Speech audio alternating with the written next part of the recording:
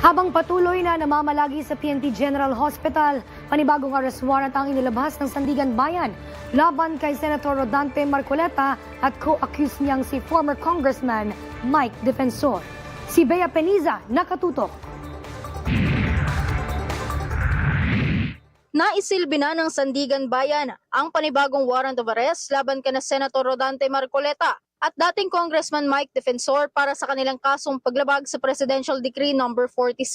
Ito ang kinumpirma ni Criminal Investigation and Detection Group NCR Unit, Director Police Colonel John Giagi. Ayon kay Giagi, bagaman bailable offense ang PD No. 46 sa halagang 30,000, hindi pa rin makakalaya ang mga ito dahil naharap din sila sa kasong plunder na isa namang non-bailable offense.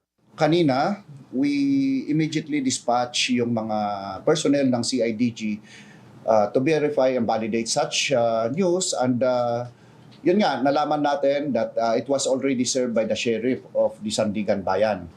Isinumita na rin ng CIDG ang mga hiling na dokumento ng Sandigan Bayan tungkol sa kasalukuyang kondisyon ng senador. Hinihintay pa rin ng pulisya ang panibagong commitment order para kay Senator Marcoleta. Ayon sa CIDG, agad nilang ipatutupad kung sakaling magbigay na ng go signal at clearance ang korte para sa paglipat ng senador.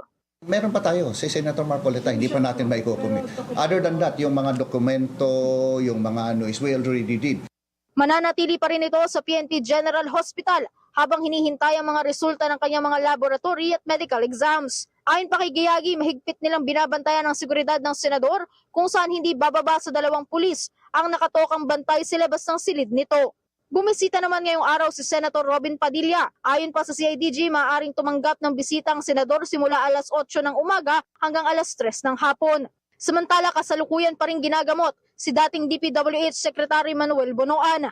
Undergoing po siya ng treatment namin sa ulitin ko po, hypertensive vascular disease and chronic kidney disease po. So, aside dun sa medications niya, monitoring pa rin po tayo ng condition po.